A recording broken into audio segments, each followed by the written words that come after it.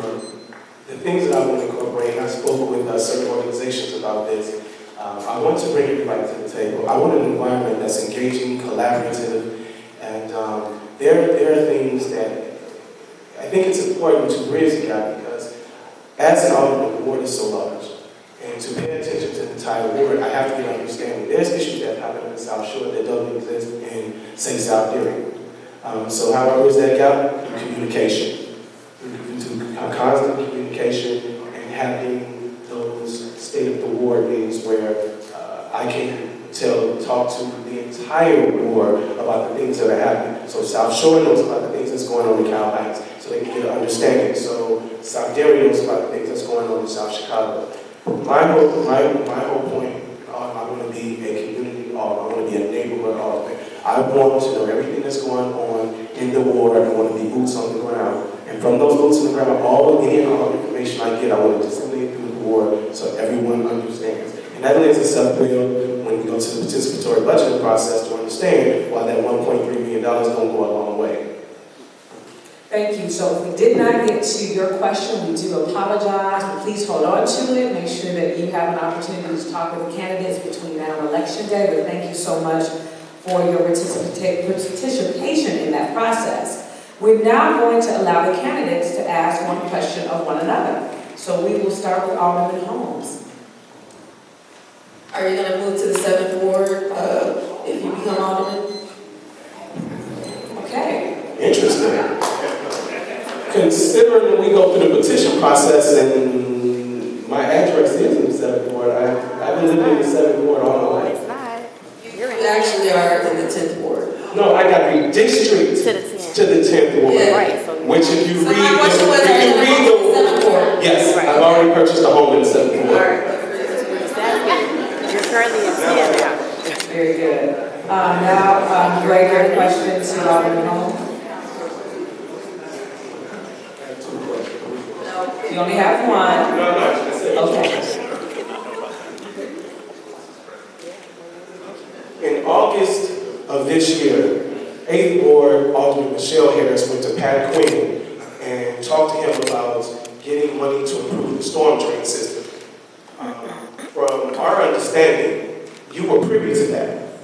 You did not go to the table. Michelle, in turn, is the only ward that has $3 million from the government to improve storm drain system. And you know that in areas like South Erie, Cal Heights, South Chicago, certain parts of South Shore, there's a flooding issue.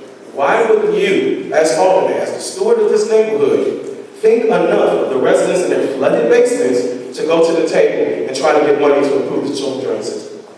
So, to correct your statement, I was not privy to any conversations that Alderman Harris and Pat Quinn had with regard to any funding or any issues regarding stormwater. What I have been doing is I've been working with another organization, which is the Center for Neighborhood Technology, and they actually want to do a study of areas in the city, and particularly in South Shore and in Calumet Heights, with regard to flooding. So we actually are working with them right now, and we've also been working with the residents in Calumet Heights, particularly on their water issues, and have had even just over the course of this past month, the water department has been doing underground research on some of the issues to address whether or not the stormwater system or the sewage system needs to be redone, or if there are ways to infill some of the gaps in the system. So that has been done. So, your question was about like, why wasn't I at the table? Well, I never was invited to a table to have that discussion, number one.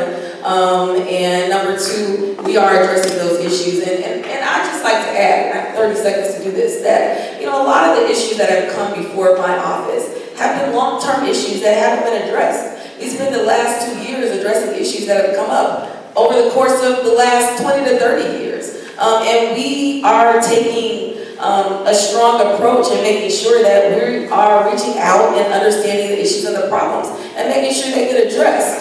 So, when there's an opportunity for me to be at the table to discuss issues of funding and how they can be trickled down to my ward, I've been there. And especially since you grew up in the Jeffrey Manor area, 54321, there are a lot of Works in Progress Administration streets down there, and I've been working with the congressman on ways to address that at a federal level because we don't have that money at the city level. Thank you so much. I'm going to take our moderator liberty and just ask for one final set of rapid fires. We're going to start with Mr. Mitchell. Ron for mayor? Yes or no?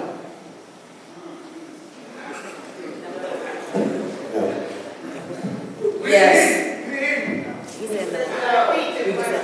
They didn't hear it. This is the last one. That was the last one.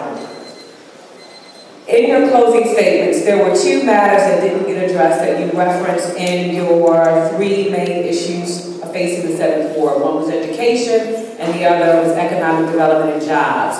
If you would not mind, in your closing statement, to include your plan to address the school system. Today in the Sun-Times, there was an announcement by the district about the selling of 3 of the closed school buildings. We were affected in the war by those closures. Any plans for repurposing, as well as we transition into summer, we know that jobs and keeping our young people safe and engaged is critical. So in these last 60 seconds that each candidate is afforded, would you please make reference to those plans on education and job creation? Thank you so much.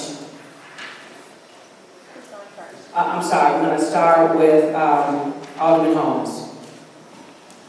Number one, we were not extremely affected by the school closings. And with repurposing, let's be very clear what the school closings addressed. It was a budgetary issue. And so repurposing means that you have to have an organization. And like I said, we lack capacity in the 7th Ward. We don't have a lot of organizations that can come to the table and be able to address these issues.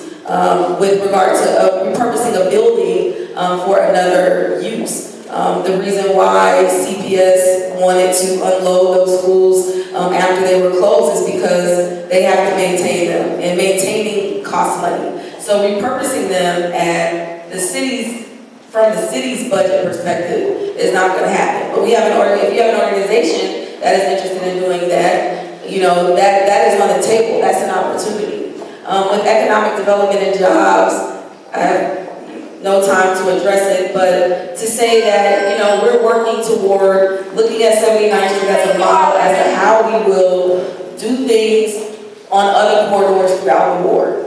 Thank you so much. Mr. Mitchell? No, that was a lot in that question. With respect to the school closing and repurposing of the buildings, that has actually happened in the 7th Ward.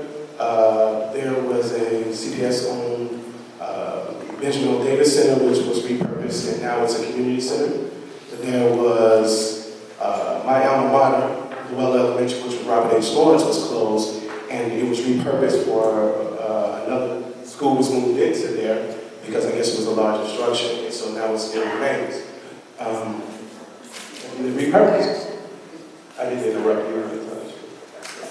Like you see. But as far as, I would be in favor of this, but if we're going to be 21st century leaders and do things from a 21st century standpoint, a lot of the structures may not be in the best shape or the best structure to implement things for technology solutions and the like. So we would have to look at those buildings and see exactly what we could use it for, which is...